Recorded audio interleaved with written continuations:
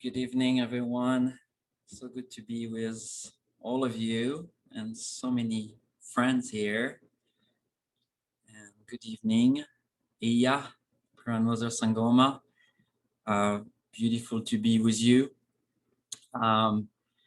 Before we start, just a couple of logistics for tonight. So you'll be on mute, but if you go at the bottom of your screen and there's a little icon that says reaction, and you can raise your hand or make any reaction. But if you want to speak when we'll go do the question, I invite you to click on raise hands so we'll know and we can unmute you.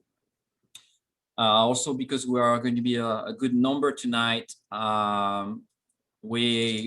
we are going to take as much question as we can, so you can put your question in the comment section while we are speaking tonight. So I'm going to first have a conversation with Iya, and then we'll open for all of you. So I'm really grateful to be with all of you tonight. And as you know, we named, or Grandmother, you named the event Resiliency to Rise from the Ashes. And I'm sure a lot of us have had our resiliency tested this past year.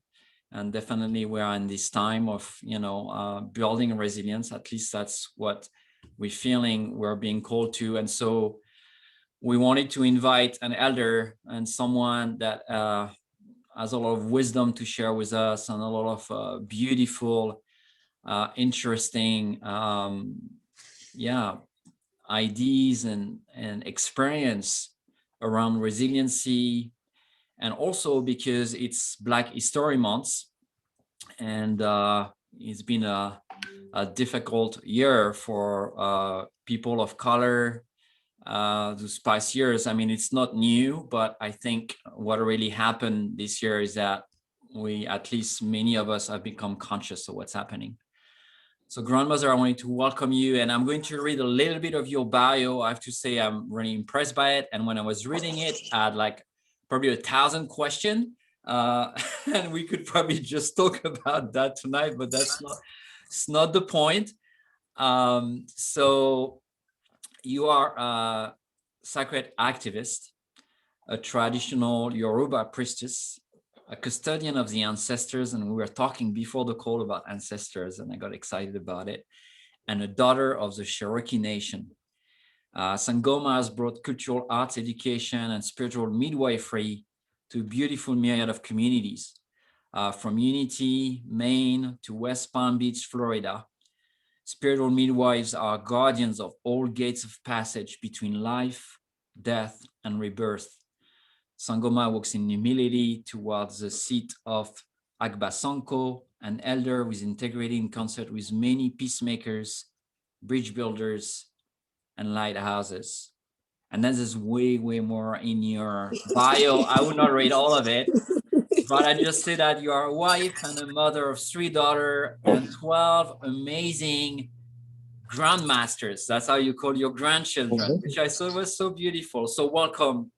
And, I'm turning it to you. I'm going to ask you some questions, but I want to open it to you to just, maybe introduce yourself differently or just welcome everyone here tonight. Thank you, Angel. Wow, and so it was good you read what you read, because now in this little part we say welcome to everyone. Our heart leaps out to those in Houston, Texas. We hope you're dry and warm. We as an empath have spent the better part of the week, praying for everyone in Texas. But welcome to everyone. We saw Ontario, Canada. We saw everywhere. All these beautiful people are coming in from. And we ourselves are bringing you greetings from Marysville, California. And the reason the bio is so long is because, you know, on Friday, we with Timmy will turn 63. And so, yeah, 62, you know, dances around the sun. We got a little bit on the resume, and we wouldn't dare leave out the three great grandsons who have joined us since obviously the last of that bio was typed up. So we're very, very, very glad to be here. We when Angel told us that we had a big crowd, you know, and when we pray on these things, and of course we've been praying on this particular time with you for about the last week, and we tried a hole in our third eye. Well, how should we do it? So he said, well, you're going to offer a prayer to begin with, and of course we will. The first thing that I thought about, now I'm going to flip my camera so that you literally can join my history in the making. That is the ancestors. We'll come back to them in a minute. They're out here at the fireplace because all week we have been in the work of this temple, this ancestral temple. And yeah, and this beautiful today, we're pulling up grass and things to get our yin yang sign a little bit more. So we'll just move toward this thing, and this is his story, her story, in the making that you're viewing. First of all, no one else had laid eyes really other than the front of this. And we were led to say this prayer, moving in and about the temple that we've been working in and painting in all day, hardly finished, but here's where we are. So we say, hello to myriad juba. Bobo iku olua tiemba let's say hello to myriad rato. Mojuba gerinimo, mojuba mayegu, mojuba baba leko, mojuba onidan, mojuba egun ye timi, mojuba oya do sina ya tia be gungun, mojuba alagba lodo, mojuba ya keke, mojuba ya lode, mojuba awaro ya maja. Moju abogwe ku olua tiemba let's say hello to Mari Iba Arato Oru. We say Aduboy from Bogbo, Yana Babala from Bogbo, Idile Nibi, Okorin, Ati, Obirin, for all the mothers and fathers of all the men and women on this call. We call your memories present, and we are so blessed to be here with you. And let's see, can I get us back on speed so I could go and sit back down and then talk? And yeah, we feel like what you just saw, and we're going to move away from it because it's easier for us to sit the phone down and talk to you about it. You saw a leopard on the front of that building, and that leopard in Oyotunji, African village, where we became priests or we retrieved or reclaimed our ancestral heritage, our cultural heritage, our priesthood. The leopard, Iluju, is the totem of Oyotunji. And it says, in time, the field belongs to the leopard. So seeing as I am sitting on the nice patio of the daughter of the man who founded Oyotunji African Village, talk about some more history, 50 years ago in 1970. And what brought me all the way here to the West Coast, having never been and having had many invitations to come, was that her mother, who was another mother to me, her mother was born on January 12th, my mother on the 14th, and her mother, Olubumi, joined the ancestors on December 14th. And so because this was like my second mother, my mother in the culture, a woman who taught me many things, who trusted me with this particular daughter and three other children. When I was 11 or 12 years old and just entering into an African dance troupe and an African summer program with her mom, then of course my mother, and her mother would say, come look after my daughter. You know, she wasn't really ready for me to go home. I kind of up and flew away. And she shouldn't be in her house by herself, and she has parts of my last rites to do, and you could go and be of a help. And so when the ancestors knock on your door like that, even though my nice little house is in Appling, Georgia, I got in a car and rode 3 days with some other priests that were coming out here to do the 40th day. You know, Yorubas have 3 funerals. We have the one immediately after, which pandemic certainly has rearranged for all of us in terms of funerals. And then on the 39th, or somewhere between the 39th and the 41st day of the actual ascension of the person, we have another ceremony, and we did that. And then the last, where they're really off in a full council of the ancestors, you know, they're in here, they're making their journey from Earth, and you know, might be tugging and watching over children and things, seeing how Earth is going as they have taken their departure. But the year and the day, next year, December 15th, I imagine we will be here celebrating her Egungun. There'll be a huge, I don't know if any of you have seen Egungun, but you certainly could go on YouTube and do it. They're huge cloths. It looks like you can't see any human there, but they move and they dance and they come back from the heavens to celebrate with their children the life of the one who has ascended and joined to the ancestral pantheon. So that's how we got here. That's what we've been up to.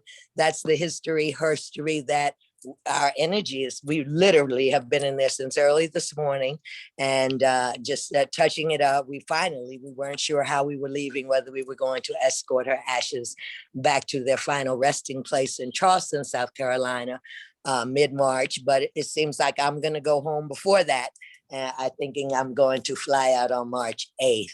So, you know, as we came, and tomorrow starts a Nature Connection Network conference, and I was thinking as Angel was in that introduction, that sacred activism has everything to do with our resiliency. And one of the workshops that I'll be doing between tomorrow and Friday is sacred activism as a tool of resiliency, and some of the questions I would ask, you know, and same thing is going to happen. They now see that we'll have 30 or 40 people in each time, and so we really can't have that interaction conversation. But the questions that I asked, that the first one that came, you know, and I want you all to hold this kind of a soil that you're going to receive these seeds and conversation into and kind of germinate them a little bit, is, yeah, definitely take a look at your medicine bag and what was in there in terms of your resiliency,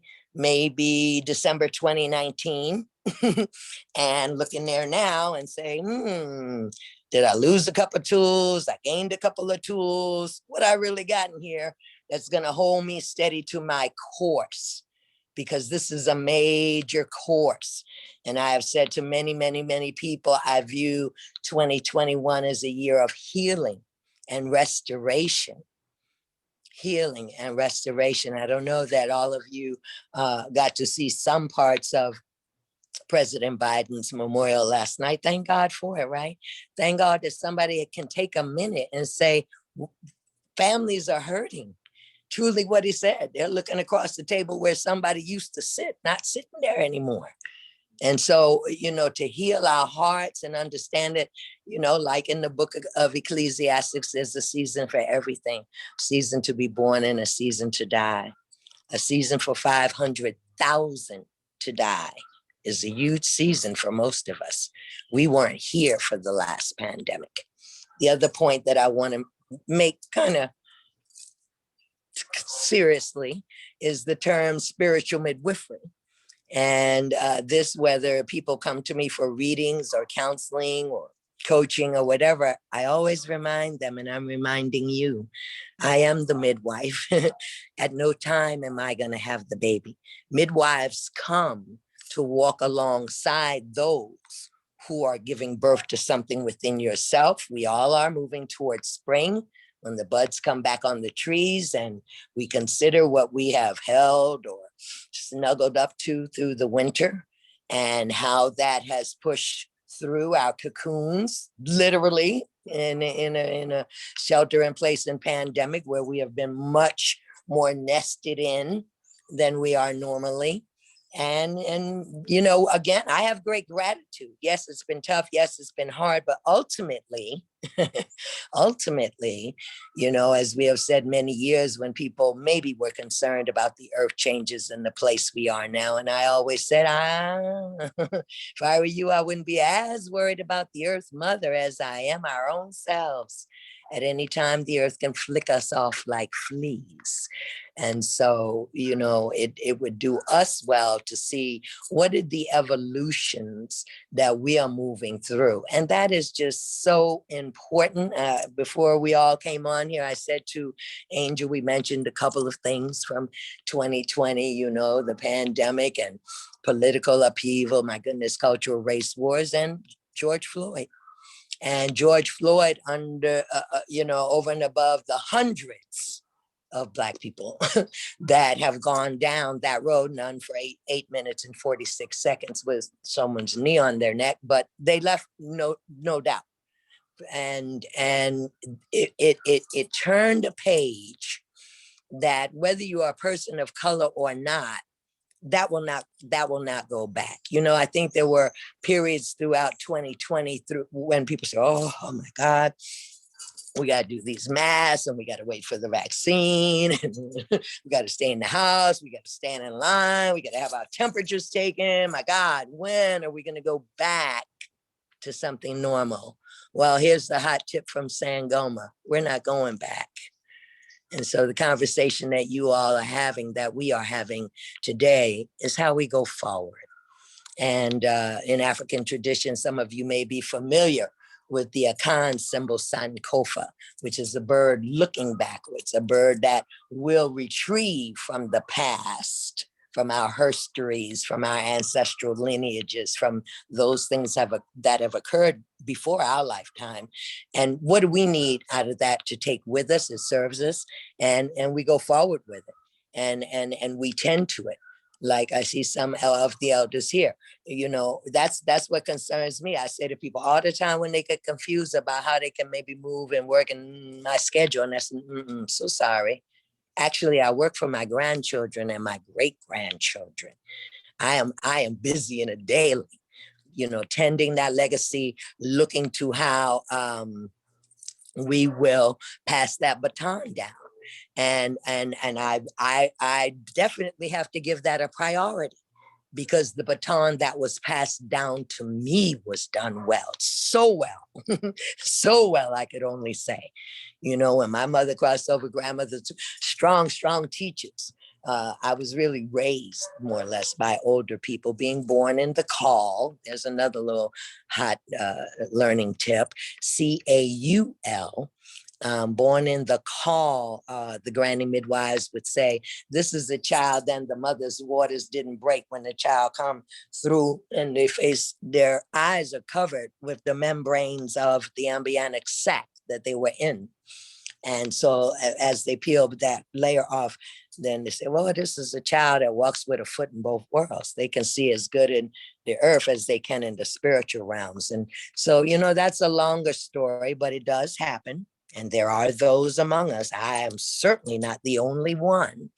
And in fact, I started teaching that in my teaching series, because part of that story is that my mother's mother, of course, had the sight as well. And, you know, at 11 or 12, whenever was the day that I liked it, it jumped up for me. No, my Uncle Johnny really couldn't be at the back gate there because I was just at his funeral 2 weeks ago. So that caused me to go inside and say, what? Grandma, Uncle Johnny is at the back gate, you know, and I was trying to understand. And she just said, okay, sit down right there. You know, we sat at the kitchen table and she went to her bedroom and got what would you say is membrane. It's all dried and crumbly. She went and got it out of her Bible. And she told me about it. And she told me how to understand when hair is raising on your neck or the presence of other energies are there, you know, and you will feel them, whether you see them or not, you will feel them. And so she gave me all kinds of information. Thank God. Because in my movement, how many people did I meet that didn't have a grandma like that, whose people thought they were crazy, needed to be sedated, drugged, or in a container, if not a straitjacket. And that's unfortunate. We lost the ability for the gifted in one generation to pass down easily or to depend upon even the church, you know, gifts of the spirit laid on the hands. I mean, it was all there, but through whatever fair socialization, acceptance, not acceptance, it was not presented in a way. Our mystery schools were hidden. They were underground if they existed at all.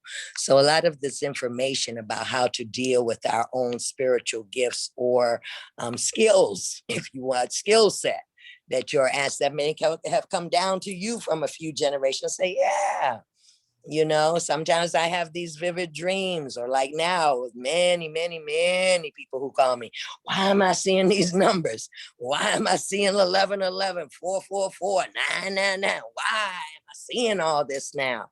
And I say, because it is a general wake up, planetary and galactic, and all that's happening, we're all seeing them. It's not a coincidence. You don't just happen to look up your phone and it's 555. No, it's like a confirmation in the moment that you're clicking in that alignment of your own energy. For Yorubas, we believe when we pray for our head, our earthly head, that soft spot, that where the Ashe went as we became priests, will go into alignment with our heavenly head. So we say, Ori Jafumio, may my earthly head stand up and meet the alignment of my head. And so these are the places, if you wonder, well, where do you teach? What is kind of like the guardrails, the perimeters of what we teach? You know, mainly I like for us to understand in whatever setting we're talking about that, you know, you have to have a map. If I was getting ready to come to Ontario, Canada, or go to Texas to help some people, well, gosh, we have GPS in our phone now. For sure, we're not going to just turn the key in the car and go off ride. We don't have any idea where we're going. This seems to have been for a while now how we approach life. Doesn't matter whether we have a map or not, or a general purpose. We just get up every day and do the routine and pick something to wear and off we go. And when we recognize that our birth date is our literal address in Earth School, and because the next best question is, where's the map? Oh, it's the start point, like any board game, Monopoly. The start point is when you came into this realm. When you came into this realm, that first breath. Know why? Because it wasn't an hour before, an hour after, it wasn't a day before, the day after. Exactly when you came is when you came. And so the planets were all in a certain setup, a lot of things. And when we learn how to read that, like numerology and ancient teaching, where we can add the month, the day, and the year we were born and come down to one digit, and that basically for myself is how I do readings, ancestral divination for folks. I do that first because I want to know what they told God they were going to do when they came into Earth. And that one number, the month, the day, and the year will give me a really good idea of what generally this soul came to do in this lifetime. And then the next thing I'm going to do is add the month, day, and this year, 2021, so I can see where are you right now in the process of things. Are you in a 3-year or 7-year? What does that mean? You know, what should I be looking for this year? What are the things that I'm going to put together? Is this a really organizational year of a 4? I am a Destiny 4. And just like no room you're in is being held up by 3 corners, you have to have 4. You have to have stability, form. 4's hold things together, structure, its form, its organization, you know. Or 8, you know, if you turn an 8 sideways, it's the infinity symbol. How do we put things out in the world? But of course, you'd have to go to Mayan cosmology to really learn a little bit more about the spiritual frequencies of numbers, as opposed to what we use them for here with math and money and other things like that. So, you know, on our topic of why I chose this resiliency is because no doubt this year is filled with us all rising from ashes. That's a given. Whether you're recovering from COVID, whether you're recovering from the loss of someone to COVID, whether you are recovering from family members that are a little in a special place. Maybe, you know, I had a friend just yesterday, a very good friend. She gave me the RV that's sitting down in Oyotunji, very good friend. And I did say G-A-V-E, gave, didn't ask to sell it to me, or she gave it to me.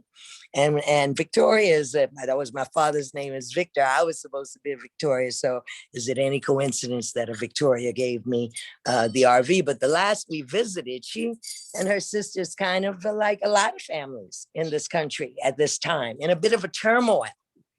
They people they grew up with sisters and brothers, played on the playground with, they can't even talk to now.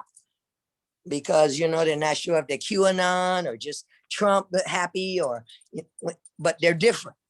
That is what beliefs in the room doesn't make either one of those right or wrong, good or bad. It just says that for whatever reason, people's life processes, politically, emotionally, mentally, are taking them on different paths. And part of this resiliency we're talking about in a month that celebrates the herstory of people of color is to look at a number of things, you know, because we have to deal the bridge building, and we've been doing roadmaps for bridge building, is like our children can't depend on being in the middle if we don't do our part. If we're going to sit on this side, I said, no, honey, I can't go across there because them people over there is crazy. They off the rail. I don't want nothing to do with it. Eventually, we're going to have to figure out where's the common unity in community, where is the middle ground that we can come to together. And to do that, I say, you know, the lighthouses, which is how I refer to my kindred and many people I know, because they have a bright light inside of them that shines out into a darkness.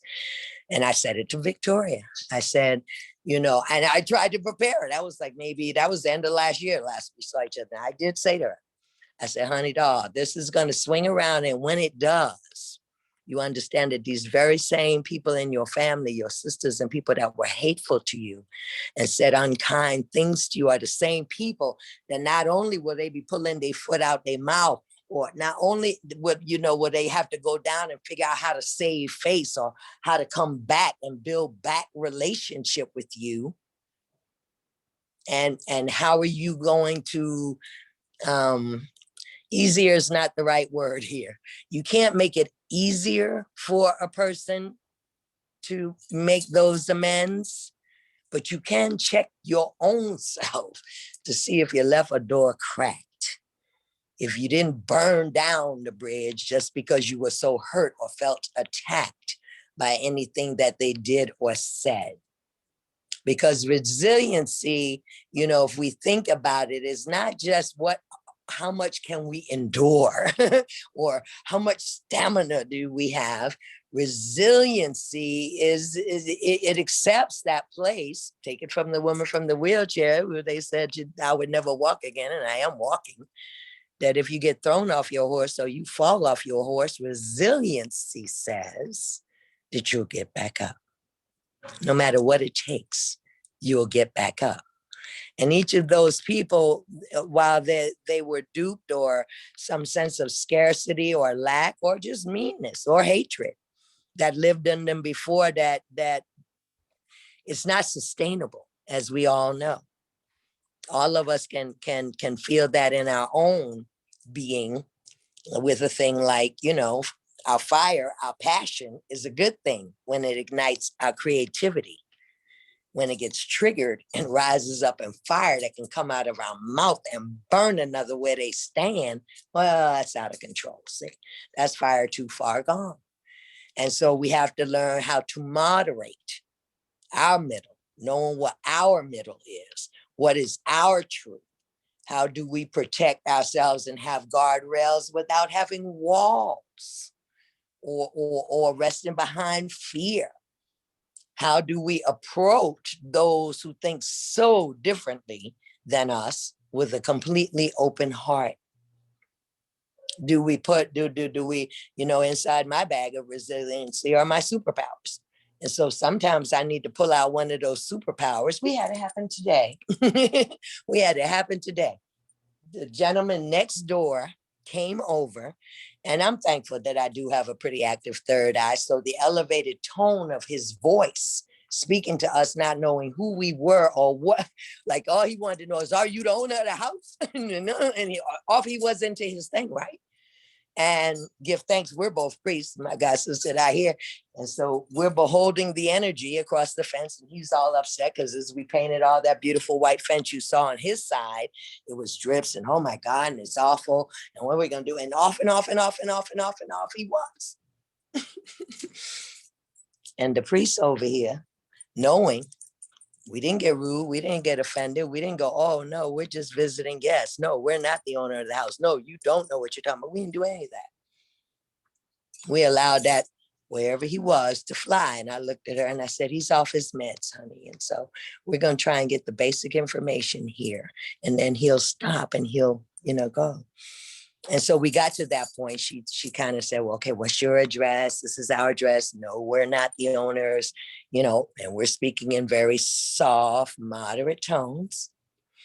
And then leaving, it was very curious because he said something to us about he was sick of the calypso music. It was keeping him up at night and the dog barking. A, we don't have a dog. B, we hadn't played any calypso music. So those things kind of caught our attention, but we just went right on what we were doing out here. Not even 5 minutes later, he came back. And he had a note written out on a piece of paper with his phone number where he was going to, you know, say it like that. And by that time it had clicked in, you know, what you're speaking to, being that our daughter has only been in this house 6 months. And so my God sister said, she said, you know, I think you're confused. I think you have us confused with the people that used to live in this house. And oh my goodness, like a cold pail of water fell on him. He said, oh, y'all not the Latino people. They moved, and the German Shepherd not there. Like he went all back to where he was in his fire. And you know what he said? Could I have that note back? Oh, I'm so embarrassed. Don't say nothing to her. Oh, I'm so sorry. My issue was with the people that used to live here. You know what I'm saying? So I hope telling that story, I heard myself teaching a lot in the fall of last year, even last summer, about the pause button.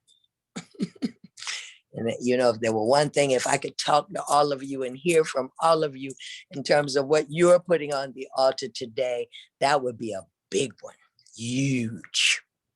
Finding our pause button.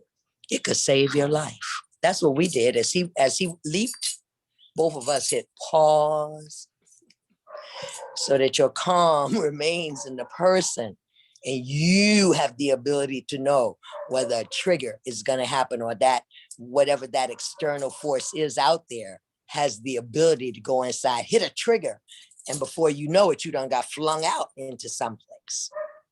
And, you know, the old people that raised me taught me that once words cross over the lips, they come on out like this, say you can't pull them and shove them back down. You can apologize for them. You can do a lot of things, but what you cannot do is help a person unhear anything unkind that you may have said. Thus, one of the great tools in the bag of resiliency is a pause button, and how well we're able to use our pause button and to recognize the silence is like silence and the pause button in the medicine bag, like they live right next to one another. I learned that. Things that people say and you might have a response to it or a reaction to it or feel that you know whatever's been put out there. What would happen if you just didn't say anything? My friend Sue Taylor calls it the Mexican standoff. She said, you say everything that needs to be said, and then you stand back and don't say anything. You're quiet, and the next one to speak, kind of like in a Quaker church when they wait on God to speak. You were going to say something, Angel. Yes, I have a question for you, because sure, there's indeed this time for reflection, for pausing, for listening. I think, in our culture, it's not very developed. When I asked an elder a while back, a Native American elder, about eldership, he said, well, the first things you need to learn is to stop talking. So it reminds me a little bit of that stop buttons. But we're also dealing, especially in America, but not just in America, probably also in Europe, and with a long history of unhealed trauma, from the genocide of Native American to slavery to the ongoing, racial issues. You mentioned, George Floyd, and George Floyd touched me. I cried a lot, and it was the first time that I cried because a Black man was killed by a cop. I felt so raw about it. And George was born a week apart from me. And I'm a week older than George.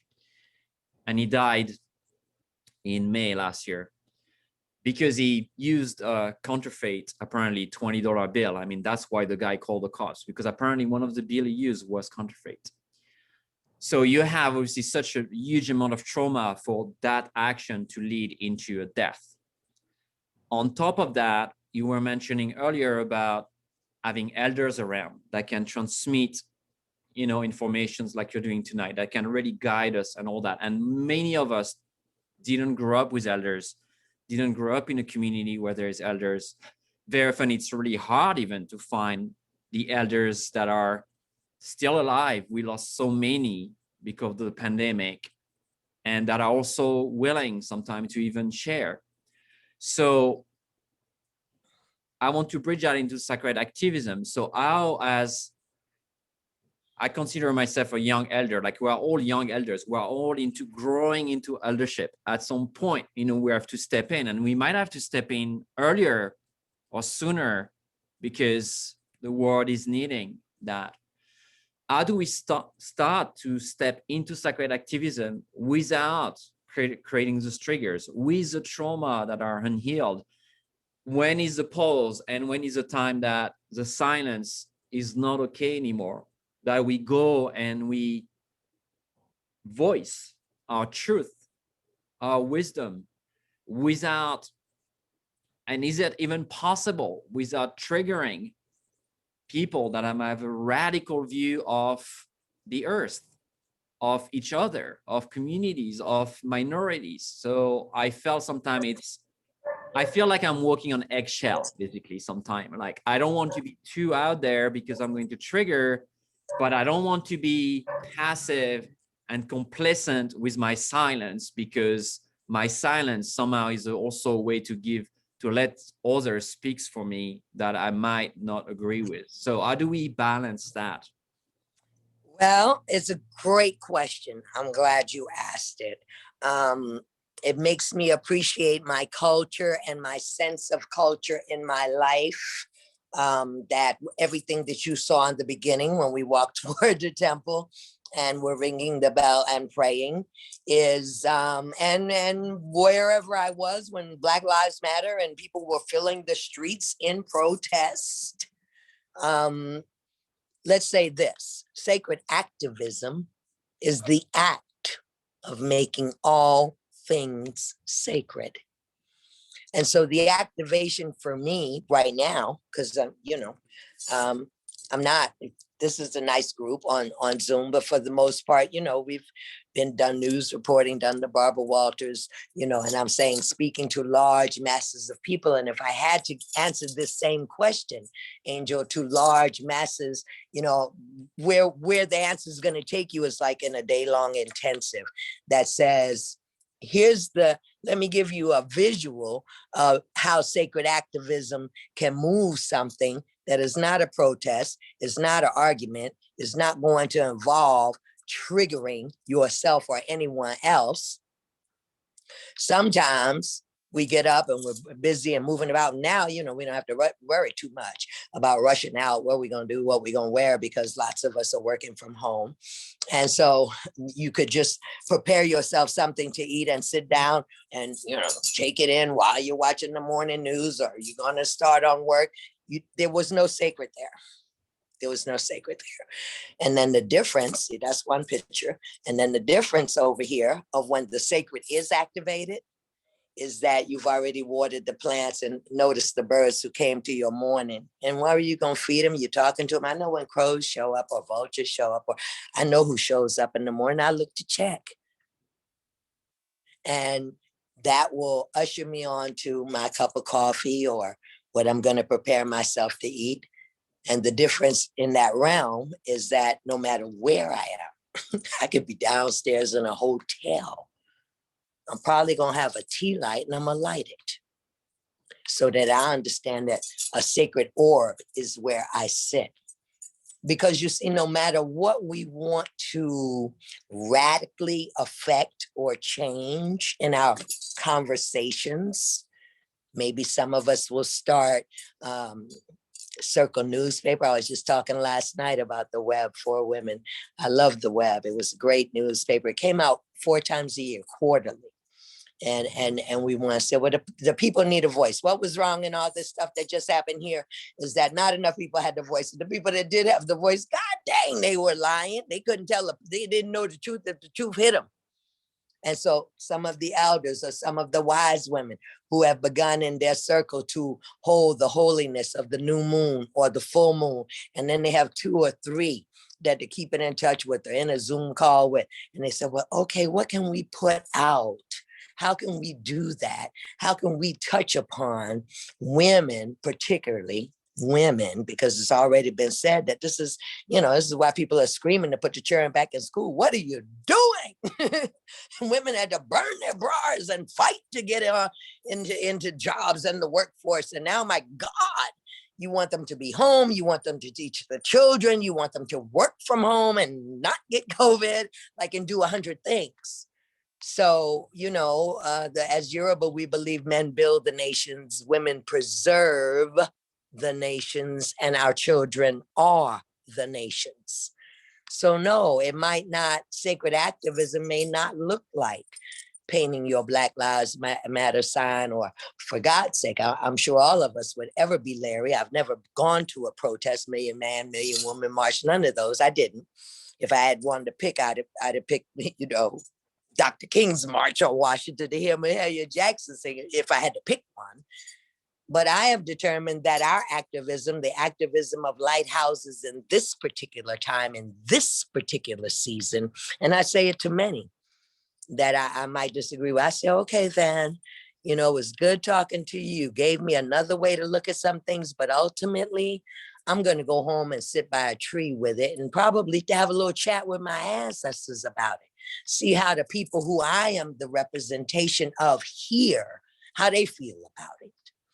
But that's not everyone's, I'm not sure, of your group or how far you've gotten into ancestral veneration, but ancestral veneration is real, real, real, real as the day is long. Okay. You can go to as far as your wallet and look at all them dead presidents on the green paper, or the nail shop with the little tea house and the incense burning, or the statues in the middle of your cities, or the White House, which under every dead president, there's a light go out, they replace that light. Most courthouses in America, judges dead, light underneath, light go out, they put a light there. So it's nothing at all weird about having an ancestral altar and lighting those candles and feeling like you are putting the most of your activism or that place that you're unsure of, because that's a good thing. That's a good tool in resiliency. Know how much truth people can really handle before you open your mouth, because it might trigger someone, and know where your own personal boundaries and guardrails are. So, and your resiliency, so you don't get triggered, and it's my preference. I prefer, if I am having not so much even a confrontation, but I see myself on that road to it, I immediately appear, just like I went in there and you saw, I got a little bit far in the prayer and then it came up. Yanla Babanla, all of the big mothers, big fathers of people I've never met. I ask your mothers to come in, because I'm going to look at each of you as somebody's child, so that I have my respect right. And I ask that as people come to me, whether they feel it's something I'm not ready to hear, or you know how Black people are, if you tell them this, that, and the other. No. You're the child of a group of people, and I'm the child of a group of people. And if we have some type of mutual respect like that, then we are able to choose our finest words. You were gonna say? Yeah, I mean, I don't want to interrupt because it's so beautiful, but so that tool of resiliency, I mean, it's a beautiful one. And I love this beautiful image of the seeing ourselves as child of our families, of our ancestors. And, you know, it probably will make us look very differently with way more respect. That's how I feel about it, than just two single individuals that are disconnected from everything and that's just showing up on our own. And that's, I feel, also a different level of community that is very important. And so I wanted to ask you about that aspect of community in resilience, and how that you see that as playing a role, and how that will play a role, because we have so many communities, some spiritual, some maybe we'll call not spiritual. We have the community of the Quanon, the Trump people. I mean, we have different communities of people. And then we have community on the local level in our towns and, you know, in our place where we are living. So how we rise from those ashes today with such scattered communities, where sometimes it feels so difficult to do that. Are we doing that from that place you were just talking about, from this space of light around us and growing it very organically close to us? Or do we reach out more? Do we do something else? Is there another superpower in your toolbox? Here's where Connecting I went. resiliency and community. Yeah. A lot of different ones come up. I love the visuals that they give me. They say, well, now consider, and I think of it often because when I go out to the Ancestral Grove in Oyotunji, you know, those big, really colorful spiders and like their webs, if you know, it's early in the morning and they're in the trees, and before you know it, you crash their whole web. And it is just heartbreak. But that's where I went in that question, Angel. I thought, well, nobody tries to reconstruct the entire web like all at once. And that's, you see how I kind of heard that question? Or we have communities of many different places. And so, of course, we want this one love. We want all the communities to hug together. No, we're not going to be able to do it. And so Grandmother Spider, you know, if her whole web isn't crashed, just that end is loose, she went down there to do a repair. And then maybe up here, need a repair. And so that's where we lean up the whole. What you're kind of asking, Angel, is like activism with an agenda. And what people will find, well, I'm sure those people on January 6th had an agenda, and now they're gonna, you know, review that, you know, it's quite a few days in jail. Because they were, we're going to do this and we're going to do that and we got this. Okay. And if you are flowing in the energy of, you know, because the thing I was going to say is what the difference is, not only seeing another as a whole clan of people's children, but immediately when the man stuck his head up, and, you know, I was already speaking to his people. I was already acknowledging what an embarrassment he was to his own people, and that I sure it was embarrassed. And that's why we was going to be kind of quiet over here, so maybe he would come down a little and not be such an embarrassment. And so it you know, for people to be in a wholeness of themselves and understand that when you said about the other elders, and remind me to come back to that, because there's 12 First Nations people that are coming doing talking circles in this NCN. So there is an opportunity knocking to hear the wisdom that they are going to share. But when I was coming up in the village, you know, but really on the way to my priesthood, the chiefs were constantly saying to me, talk less, listen more, talk less, listen more, talk less, listen more. To where when I would go at home in the Ile in the evening, I'd be like, I wonder, do I talk a lot? I mean, I know I was a news reporter, and, you know, am I just constantly talking? Why is everyone saying to me, talk less, listen more. Well, a few years later, and I'm being very truthful about that, someone else in a different setting, Archministry in Vermont, was teaching us on the art of exquisite listening, how listening really happens on layers. There's the intellectual listening. Are they right, wrong? Do I agree? I don't agree.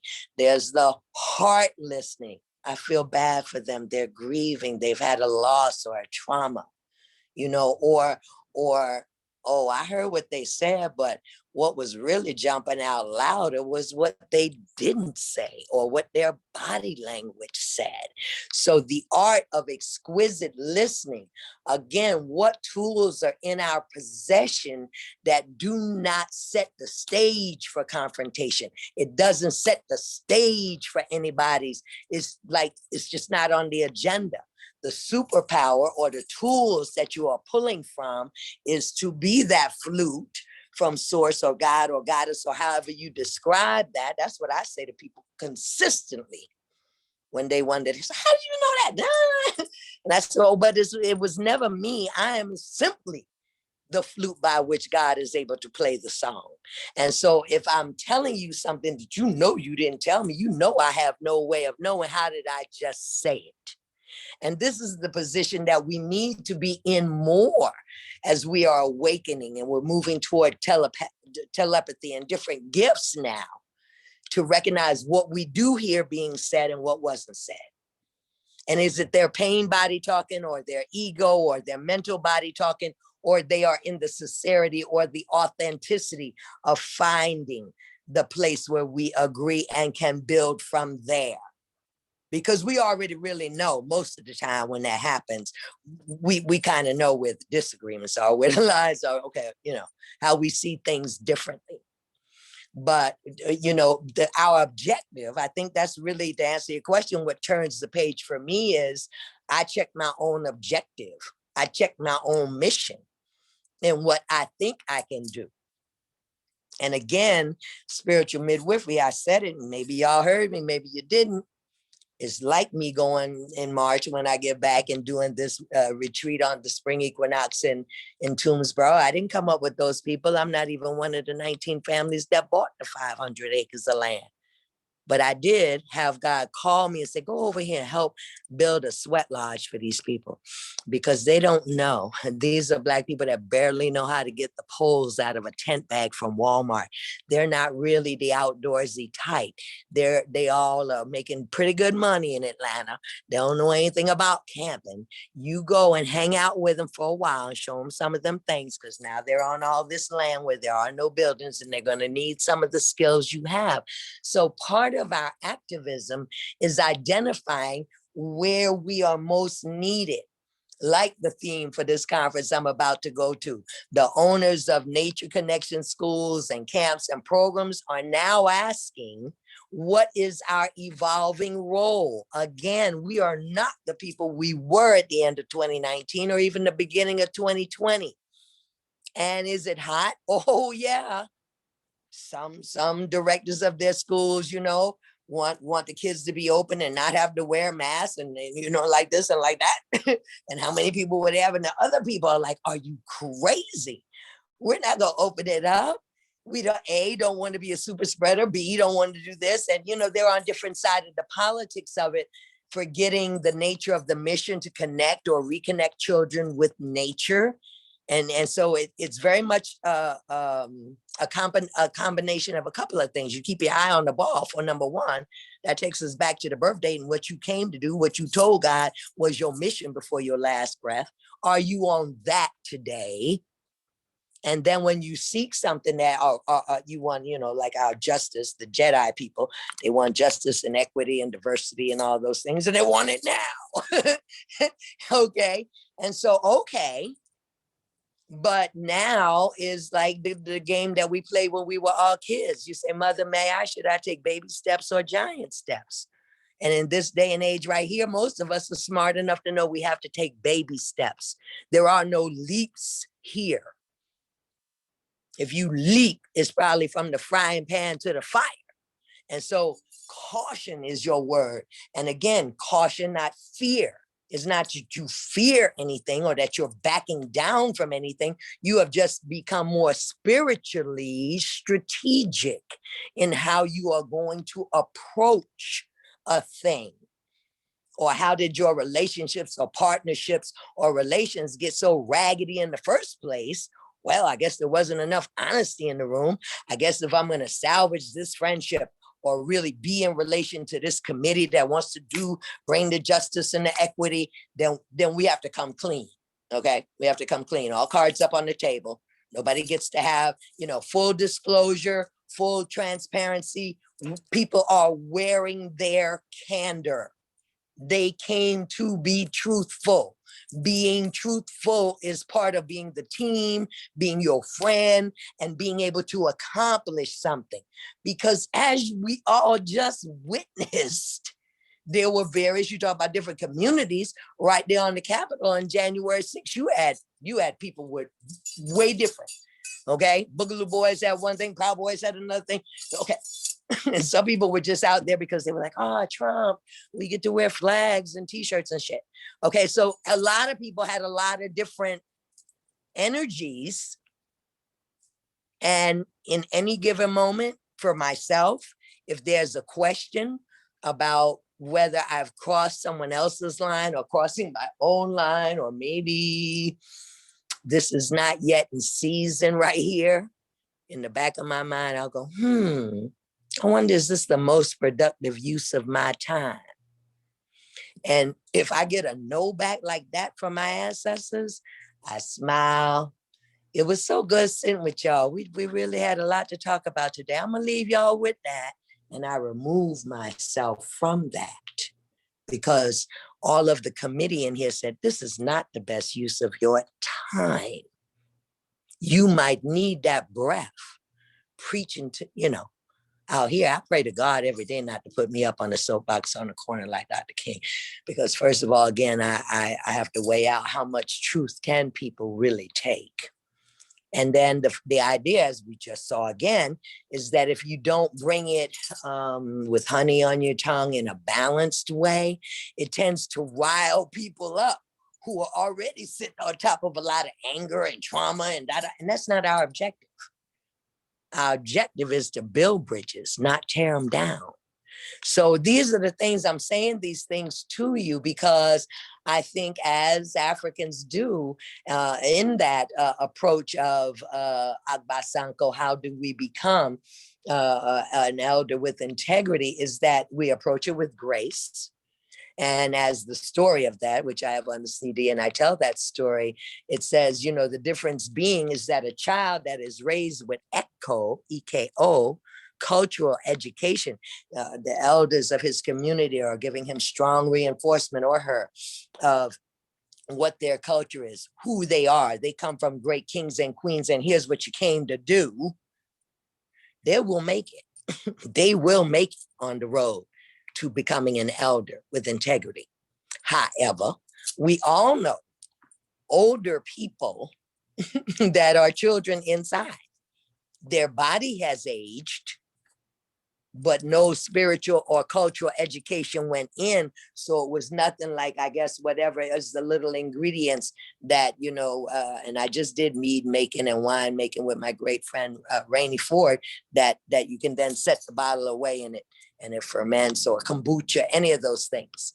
And so some things we have to know that we have to become good spiritual gardeners to recognize, when are we coming along? When did God move us to this circle or this community, if you will, only to plant seeds? We were only moving through, and while we were moving through that community, we planted a few seeds and we kept on going.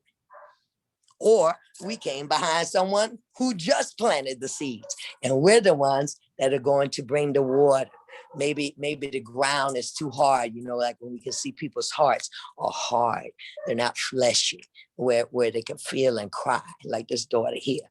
We're going through some things now, and the daughter and I said, okay, all right, we'll just get the tearjerker movies and take her to the beach if she's hell-bent on not letting this grief out about her mother. Well, she's going to have to do it, or she's going to hurt herself.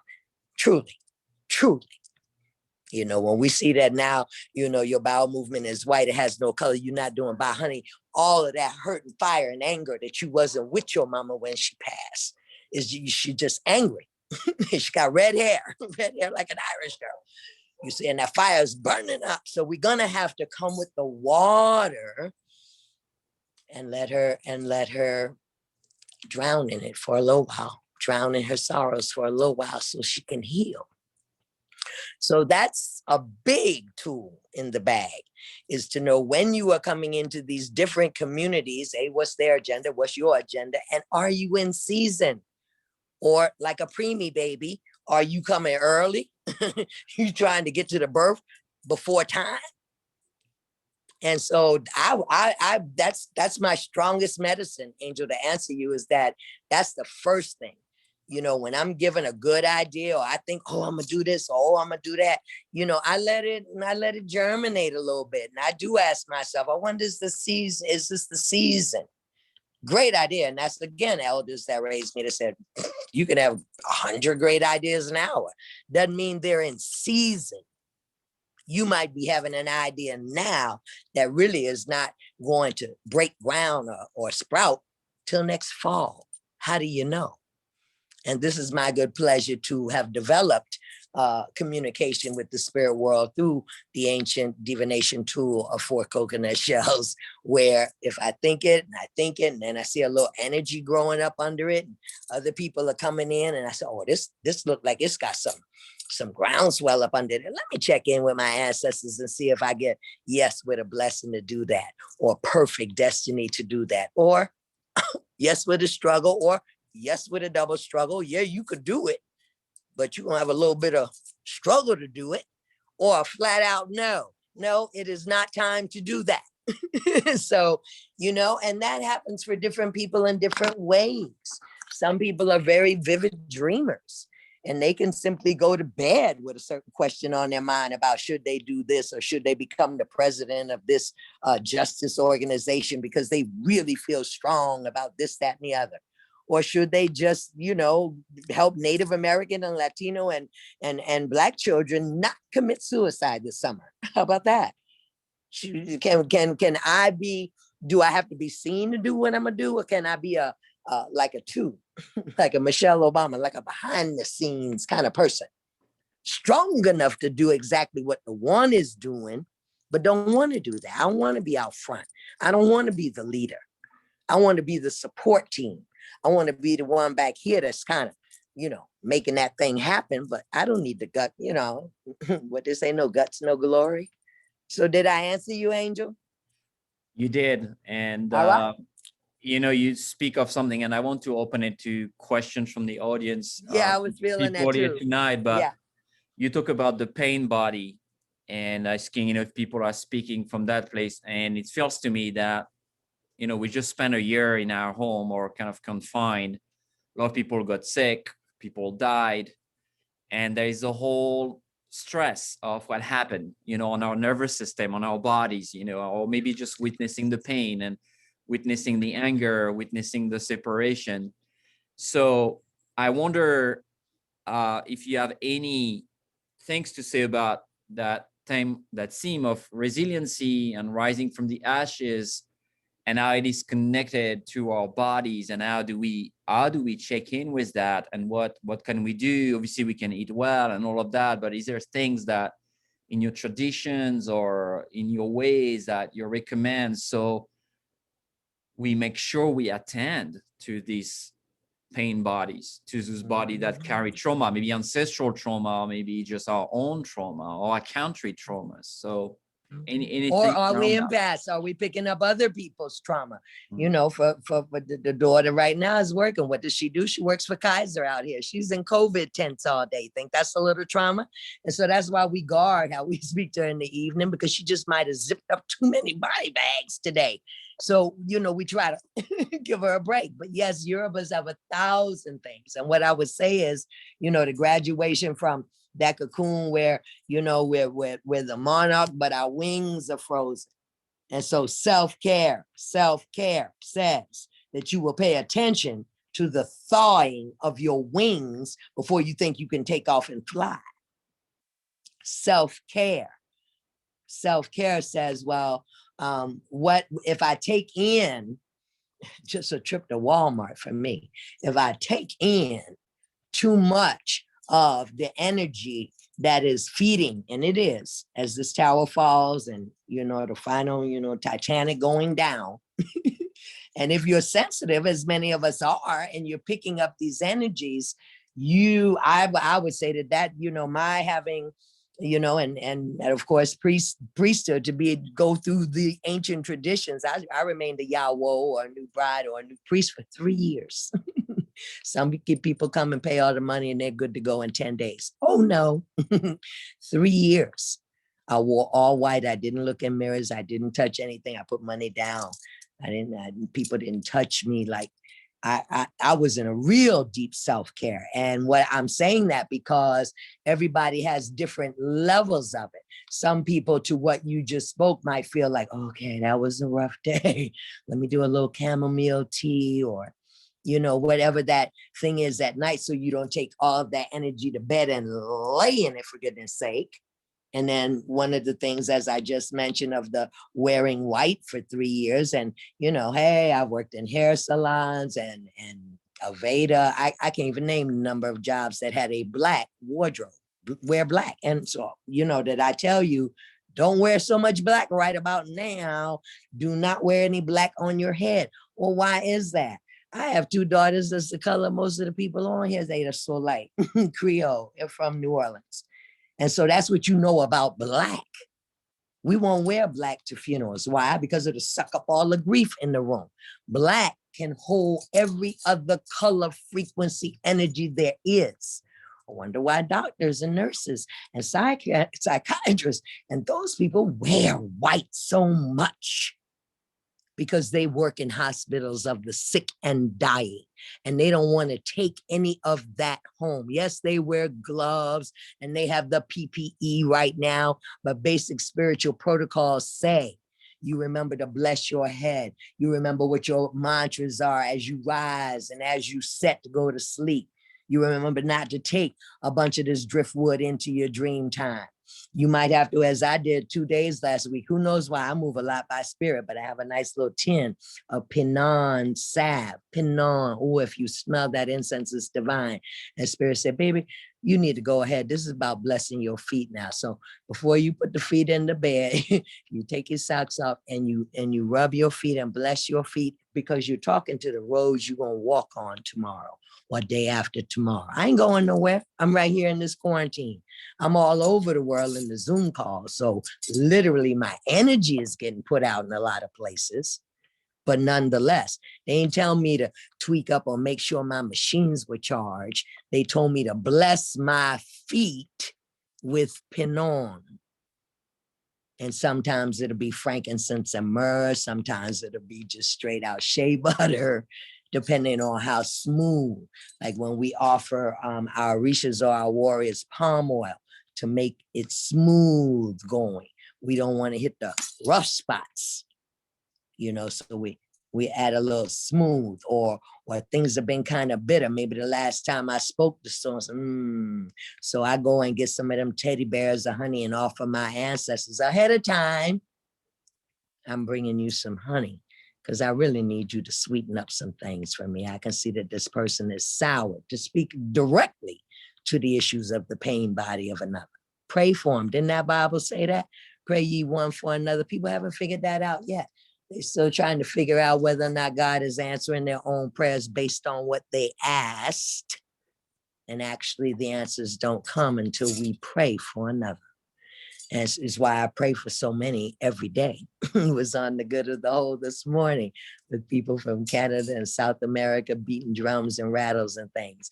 Because what you think, we pray for each other? Well, that too, but we love each other and know each other. So we pray for those whose pain bodies have them either in cultural amnesia, or like as my grandmother told me when I was a little girl, she said, oh, but you're gonna have to beware when you grow, people will be walking with reprobate minds. And that is in the Bible, in the book of Revelations. But me being a little girl, I was like, well, what is a reprobate mind, Grandma? She said, it's like people who have blinders on. They don't look this way or that way. They can only see what is right in front of them. Therefore, they don't have the full view.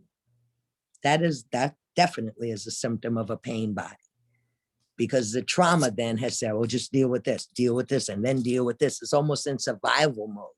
Why are they closing off, not looking over here or not looking over here, just like this?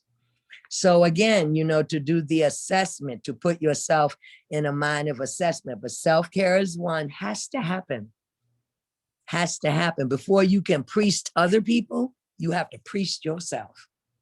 You have to have very serious spiritual discipline for the self. And as I say to many people who come to me ready to go out there and woo, woo, woo with the other people, give them, guess what? You can't give nothing that you're not in possession of yourself.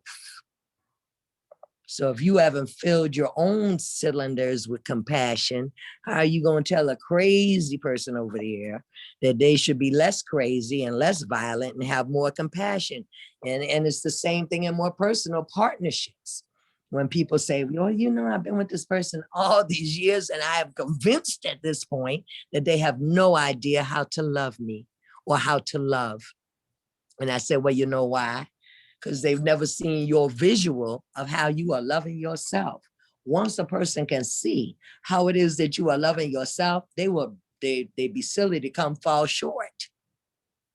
I'm so glad my husband of 33 years is able to observe that I will buy myself flowers. I have a certain way that I sit. I don't lay in clutter. Like there's do's and don'ts for my living, my basic living, based on how I love myself.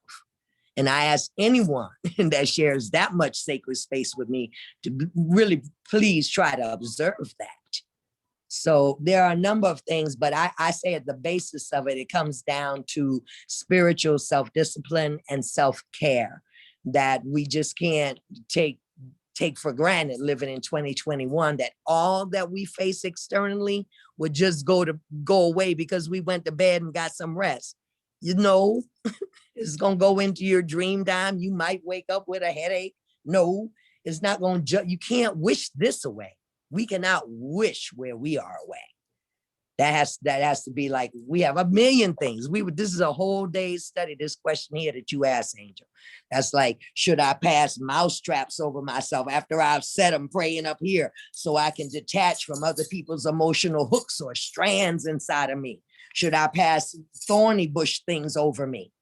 Should I, sit in milk and honey for a long time so I can clear and purify? Do I just need a sweat lodge? Do I need to pour some water on some rocks and have all four elements of air, earth, wind, and fire at my back before I try to go forward with some things? So I don't know, Angel, that's really a half-day intensive on the many, many, many. The good news is I do have a book on a flash drive I'm trying to get printed with recipes for spiritual wellness. And so you've inspired me. Maybe I'll find some time after the temple is finished and completed in its painting to finish and complete some books. And I'll sure let you know. Thank you for that. So I want to open to questions from people that are present here. So if you want to ask a question, you can just wave and I can just unmute you, or you can just press reactions. Yeah, Amalia. Here you go. Thank you. Hi, thank you so much. Thank you, Grandmother. Thank you. This week is the 4-year anniversary of my grandmother becoming an ancestor. So it feels really extra special to be here with you. Thank you so much. I was wondering if you have any guidance for us on how to, I think I'm a little bit more in the Michelle Obama camp, which I'm getting more comfortable with, right? And not needing to make sense to people and not needing to talk about it all the time, and just knowing that 90% of my work happens behind the scenes, and that's okay, But so I've been a therapist for the last 7 years. So I've been really in the work with people in a beautiful way. but I'm getting a call to move in a different direction, and it's scary and exciting. And I was wondering if you had any guidance for us on how to like get in touch and like tune in and trust the sort of messages we're getting, and like so that we can find our lane and our space and like our, you know, the way of the highest service. Yeah, one of the teachings that I do is the 12 gifts. I call them gifts of spirit now, so that we can identify who we are as way showers and healers and empaths and ascension guides. And what I say to you in exquisitely listening, and I did, is that what comes up and is immediately as your answer is that you, as I, and most of us, knowing that how mental illness, the level of trauma is just going to push us to another level. So I'm not surprised you feeling that pull and that calling. And is, you know, it's no different from what we have said in this conversation thus far. If we want to get a little further along, you almost have to set some communication with the energies around the people that you want to help that you cannot see. You have to have teams. And so, you know, because I'm in one tradition or one custom that just says, you know, and unlike a lot of Black people that I teach this to, who because of family separation or they just didn't know. I know so many people that raised me. I know what their chicken tastes like. I know what church they went to. I know lemonade. So when I speak to ancestors, I'm speaking to people that like, there's no doubt in my mind, I can hear and understand because I knew them in life. So I know how to hear them now. That might not be true for you. It might actually be angels or archangels or the sight or a body of knowing in your intuitive body. What I'm saying to you is that my advice would be to really check to get in a deeper conversation with your intuitive body, how well your own signals, sensors, antennas pick up on other people's energies even before they get there, because the ripples of emotional trauma, mental illness now are definitely taking us to new spheres in work like that, therapy, all of the issues of trying to help people put back the pieces of their lives together, or to at least recognize that they have a lot of pieces on the puzzle table. At least get that far. Can you agree with me that we got a lot of pieces here and we don't know where they all fit together yet? And that's okay, as you just said. And it is okay. I mean, really, you look at the people, Eleanor Roosevelt, and I have studied the people that are twos, that came to be someone else's partner, how they move and groove and really be getting more done than the one. But it's really okay to, you know, and I did it, you know, it's probably, I don't even know, maybe my 40s when I started crashing people's pedestals that they put me up on, and just like asking myself, well, what you doing this for? Is it like, are you stuck to some martyrdom or something? You think you need to prove something to somebody? And like, I had to knock all that down in my own body castle, so to speak, so that I was more humble. You know, it's like a person screaming, like that person over there cannot have an argument with two people who are totally on calm on the pause button. It's impossible. It's impossible to do. And to sit in a place that is empathetic and engaged in a person's pain body or their mental distress or their trauma, and not take it in, be protected from it, have a protective barrier, and yet be able to give the medicine that is needed, medicinally be able to pour in the medicine that's in your lighthouse that will help that person, even if they can't digest it or integrate it all. Give them that what up. I do it with my husband all the time. I'm gonna tell you some things, honey, and I'm not gonna come back till Thursday. I'm gonna give you a couple of days to think about it, okay? This and this and this, because you study how people take in information. And that's something that we're going to, I think that where we're going in psychiatric and psychologists, and these type of things is about to move into a revolution of how we deal. And haven't we had many? I mean, there was a time we did lobotomies. There was a time that women were just struck as hysterical on a full moon. I mean, so we've had evolutions of how, and we'll do this one. We'll do this one. But my comfort zone, and I hear you right on the edge of your comfort zone of like, when are you a little afraid or unsure? And when are you really excited about where you're going?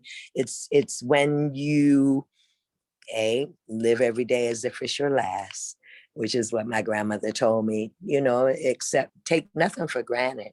Take nothing for granted. And allow that person to be able to drop into a vulnerable, less guarded, defensive type of place. If you can reach that place with them, you may not go as far as you want to in their trauma or the conversation.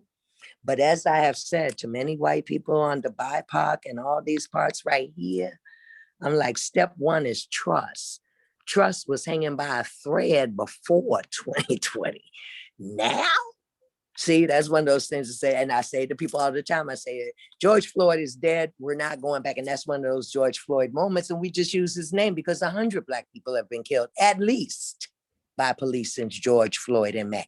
So we can't just hang his name out there like it was, oh my God, okay? Because it's all the time. And yet one of those things that you know is like, there's a place where if we're going to go further, if I'm really going to help you as your therapist, or, you know, you're going to get something out of this, is because we did our job in building trust. If there is no trust, we can't go that far. And that's across the board in any field. Children, you know, I had one, a good friend of mine, Hub, over there, living Earth School in Charlottesville, where they had all the crazy people with the torches. And so he was so excited last I talked to him because he finally had a little Black child in his camp. And so he went on and on and on about how excited he was. And he thought the child had a good time. And I said, so Hub, what was missing? He said, I think he was lonely. I said, thank you for being the brother I know you are. That you wouldn't look at the child in your program and not see his loneliness and not be looking enough into his soul to see that it did hurt him, that he couldn't look up and see anyone on your staff that looked like him. It hurt him that everybody else had a little buddy they could go on the hikes and adventures, but he didn't have a buddy. He had people who would maybe tolerate him, accept him, be nice to him because their parents said, don't say the N-word and don't be rude. Okay. But that doesn't mean he felt a spirit of belonging. He probably felt like an alien most of the time, Hub. What can you do about that? You're going to get some people of color on your staff. You know what I mean? So that it's a step-by-step process. We didn't get here overnight, and we cannot get now where we have to go to the new earth and more of a balance with those with terribly tormented pain bodies. We can't get there quickly. That's the best thing I can say, is to be patient with yourself is another great tool. Patience has to be in the bag of resiliency. You have to have patience. And you have to believe that this too shall pass, or everything is divine order, or it's not. It doesn't feel right. Again, that intuitive body. How well can you trust what your intuitive body tells you in any given moment? I hope I answered you, beloved. Yeah, thank you for that. And I think we have Zilan that has a question. Sorry if I misspell your name. Greetings, Zelen. Zilan. Yeah. Greetings, Mama. Sangoma? Sangoma. Sangoma. Mm-hmm. I got here a bit late, so I missed a lot of the conversation. So I was wondering, is there a way to connect with you, or if you are accepting connections? Absolutely. And I'm looking up in the corner here, and Angel's all over it. He's recorded it. And I just love that because I didn't get to say that at the beginning to ask him if he was recording it. So the hot news is we have a YouTube channel, and goodness, Kindred of Sangoma YouTube.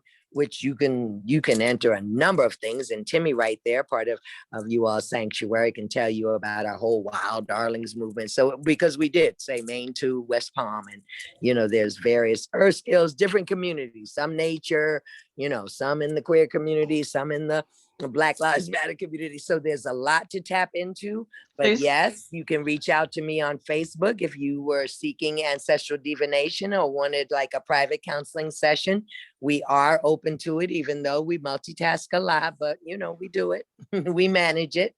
We manage to get people some readings and maybe some alekes, as I'm wearing here, some prayer beads and different things like that. So if you want to go deeper into whether or not it's a good fit to work, we had 2 women that came at the beginning. You said, "Oh, I want to be your apprentice," and I said, "Careful what you wish." Yeah, careful what you wish for. Not many people are brave enough to do that. And so both of them, after I sent them the 23 list questions of self-assessment, is this a good fit for you? They were like, "Well, maybe I'm not ready yet." I was like, "Good call. Good call. I won't waste your time." Go ahead. Also, where are you located?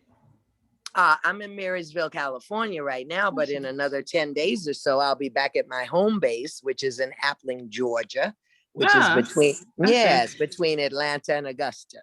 Okay. And in the follow-up email we will have after this call, we will be sharing with you the links to YouTube channels and websites and connection and probably events, so you can meet her in person, and so you'll have all those connections. So I know we are like a little bit short on time, and I don't see any other hands raised. I'm just looking around. I think we have everything there. So thank you. I wanted to thank you so much, but I wanted to give you the last words, and I don't know if you want to close with a. I'm gonna close with a song, only It's because a song. you asked Yes, me. I was going to ask for a song. Great.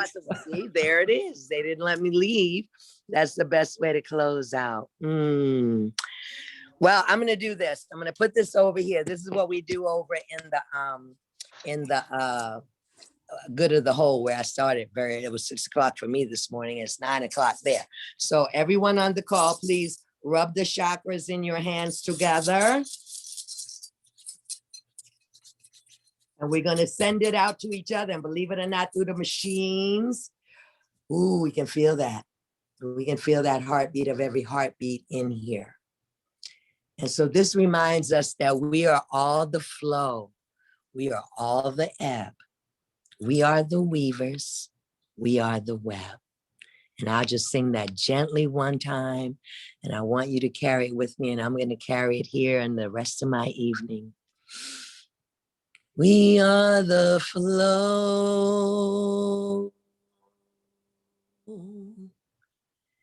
We are the web. We are the weavers. We are the web.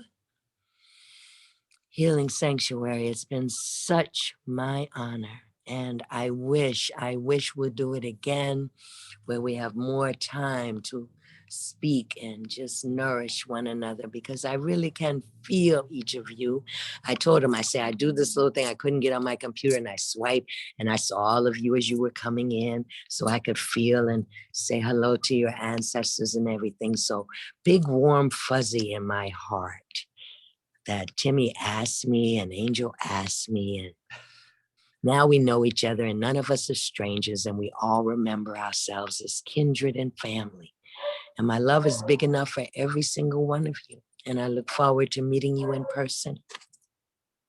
Blessed be. Thank you so much. And thank you for Timmy for making this connection. Thank you, sister. And so much blessing to all of you. And I very much look forward to connecting more with all of you and with you, Iya. Thank you so much for the gift of and the time. I know you're very busy. Thank you for taking the time to talk to us and be there tonight. Much. Thank you, Angel. Good night, everyone. Good night.